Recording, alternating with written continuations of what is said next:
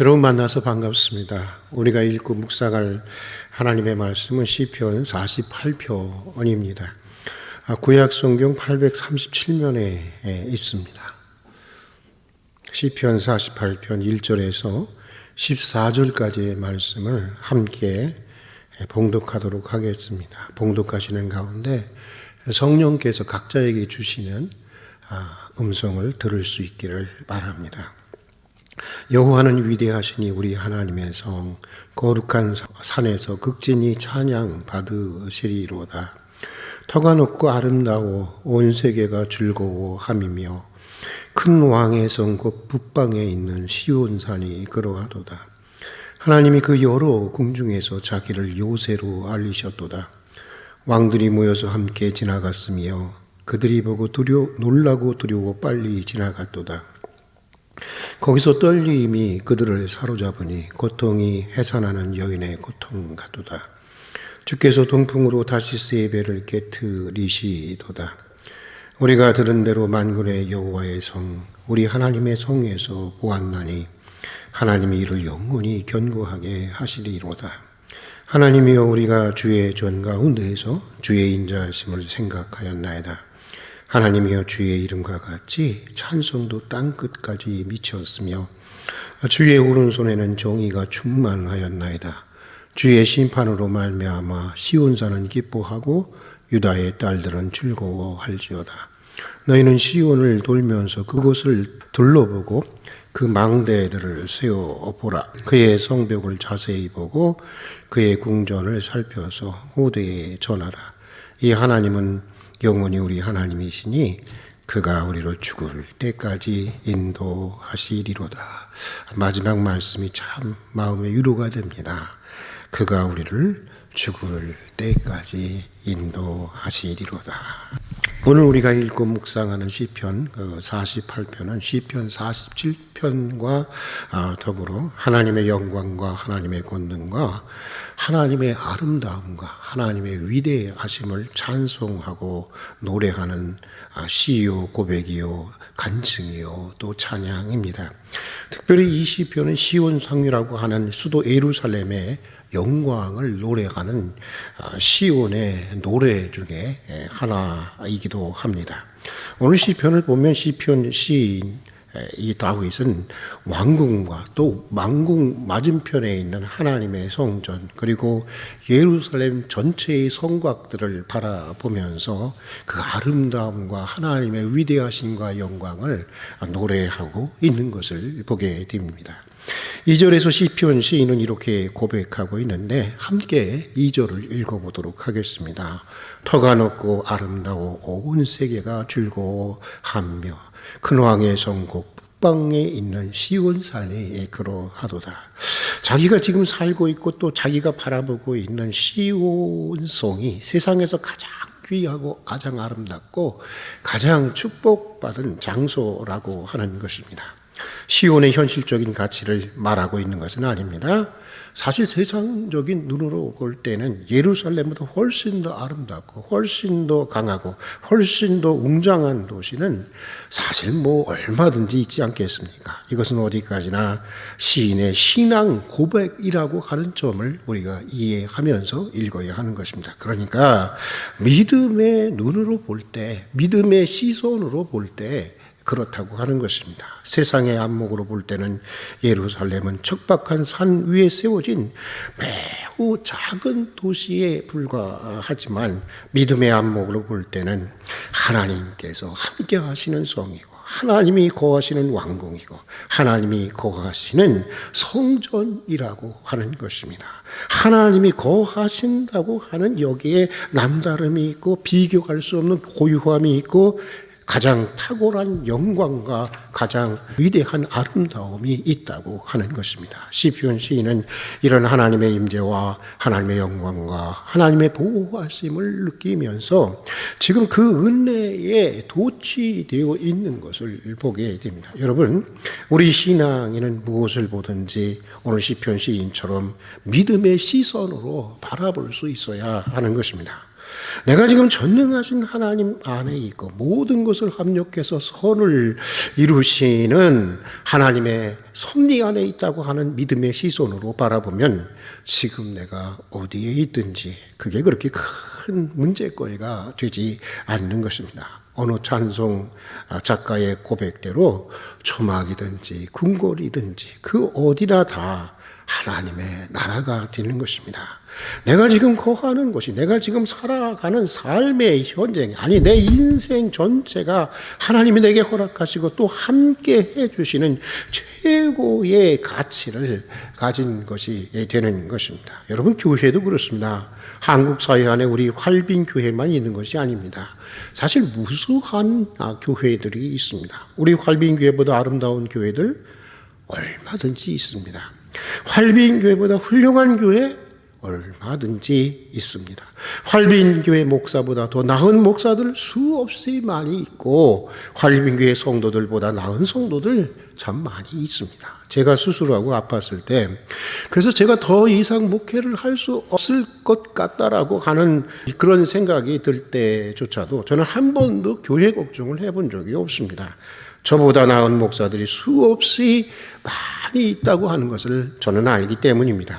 내가 아프고 목회를 그만두는 것이 어쩌면 우리 교회에는 기회가 되겠다 싶은 생각도 들었습니다. 그러나 여러분, 내가 하나님 안에 있고 내 인생이 하나님의 섭리 안에 있다는 믿음으로 보면 내게 있어서 활빈교회는 하나님이 지금 이 시점에서 내게 허락한 유일한 교회가 되는 것이고 내게 있어서만큼은 하나님이 내게 섬기라고 하신 유일한 교회요, 최고의 가치를 가진 교회요, 그런 의미에서 내게 있어서는 가장 귀한 교회가 되는 것입니다. 본질적으로 내가 어느 교회의 교인이냐 아니냐는 사실은 등록을 했느냐 안 했느냐에 달려있는 것이 아닙니다.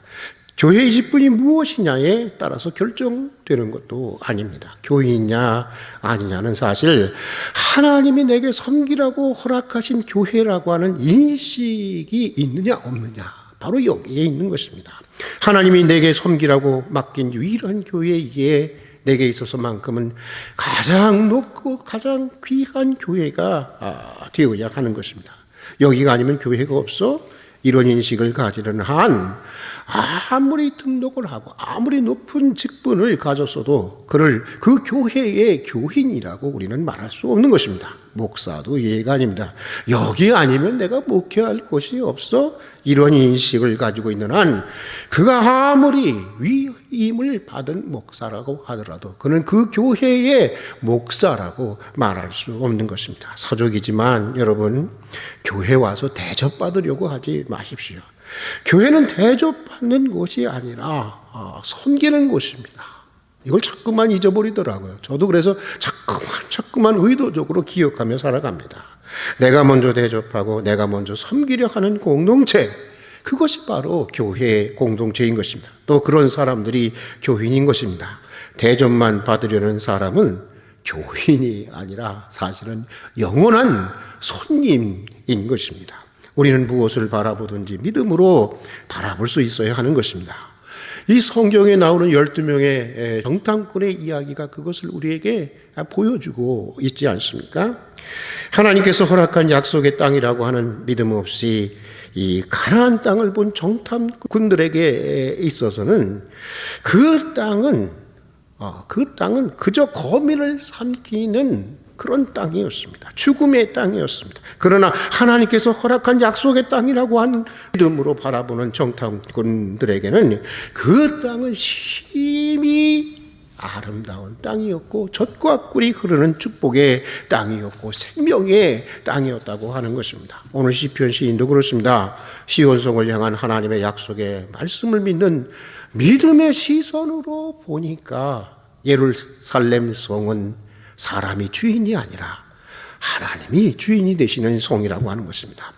하나님이 주인이 되셔서 하나님이 지키시는 난공불락의 요새와 같은 성이라고 하는 것입니다. 그리고 또 시인은 그런 약속이 있는 성전에서 기도하면서 믿음으로 생각해 보니까 이 세상이 정글과 같은 세상이라고 하지만 여전히 하나님의 사랑이 넘치고 있는 세상이요.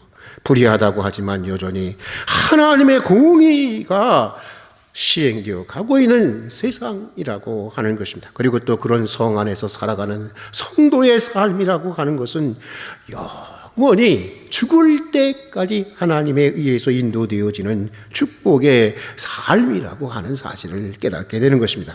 오늘 시편 9절에서 14절까지 말씀을 우리 한번 읽어보도록 하겠습니다. 9절에서 14절까지 말씀을 함께 읽겠습니다. 하나님이여, 우리가 주의 전 가운데서 주의 인자하심을 생각하였나이다. 하나님이여, 주의 이름과 같이 찬송도 땅끝까지 미쳤으며 주의 오른손에는 정의가 충만하였나이다. 주의 심판으로 말미암아 시온산은 기뻐하고 유다의 딸들은 즐거워할지어다. 너희는 시온을 돌면서 그것을 둘러보고 그 망대를 세워보라. 그의 성벽을 자세히 보고 그의 궁전을 살펴서 후대에 전하라.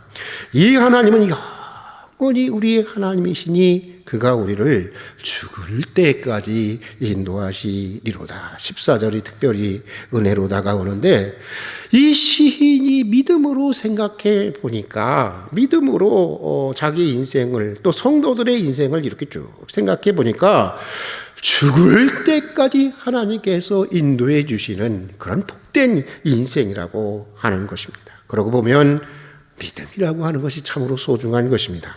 오늘 시편 시인처럼 우리도 항상 믿음으로 생각하고 믿음으로 바라보고 믿음으로 기도하고 믿음으로 살아가야 하는 것입니다. 세상적으로 보면 시온성처럼 우리의 현실이 매우 작고 초라하고 미미하고 척박한 현실로 보일지도 모릅니다. 종종 우리 현실이 아무리 우겨봐도 어쩔 수 없는 저게 저 개똥 무덤처럼 보이는지도 모릅니다. 또 그것이 진실이라는 세상 사람들의 시선들과 무엇보다 우리 내면의 비통한 외침에 우리의 삶이 위축될 때도 있을 것입니다. 때로는 눈 한번 딱 감고 삶 자체를 포기하고 싶을 때도 있을런지 모르겠습니다. 그러나 여러분, 그럴 때마다 우리는 믿음의 시선으로 다시 바라볼 수 있어야 하는 것입니다. 하나님의 약속의 말씀을 믿는 믿음의 시각으로 보면 여러분, 우리는 결코 작지 않습니다. 결코 초라하지 않습니다. 지금 우리 현실이 시온성과 같이 작고 초라하고 척박하다 해도 정말론적인 하나님의 약속에 빛에서 그 약속을 믿는 믿음의 시선으로 보면 언젠가 우리는 주님과 똑같은 그런 영광스러운 모습으로 변화될 사람들인 것입니다. 염세주의 철학자 쇼펜하우어는 가장 축복받은 인생은 태어나서 일찍 죽은 인생이거나 아예 태어나진 인생이라고 했지만, 믿음으로 보면 탄생이라고 한다고 하는 것은, 태어났다고 하는 것은, 우리가 살아있다고 하는 이것은 어마어마한 하나님의 은총인 것입니다. 수억 분의 1이라는 정자들의 기적적인 확률을 뚫고 태어난 것도 그렇지만, 하나님의 자녀로 살아가는 우리 인생에 이미 주어져 있고 또 앞으로 주어질 놀라운 은총과 축복들을 생각하면 더욱 그런 것입니다. 하나님의 아들 예수 그리스도의 죽음으로 우리가 구원을 받았다고 하는 것을 믿는다는 것이 무엇입니까? 그 믿음이 무엇입니까? 그것을 믿는다고 하는 것은 우리 인생이 하나님의 아들 예수 그리스도의 생명만큼 가치를 가진다고 하는 사실을 믿는 것이 아니겠습니까? 우리 인생이 아무리 작고 초라하고 척박하다 해도 믿음의 시선으로 보면, 영어로 한마디로 얘기하면 Amazing Grace인 것입니다. 말로 다 할 수 없는 하나님의 은총인 것입니다. 목사로서 부끄러운 고백이지만 허영심이 남아있고 아직도 야심이 남아서인지 가끔 내 인생이 한없이 작고 초라해 보여서 살맛이 안 나고 우울해질 때가 있습니다.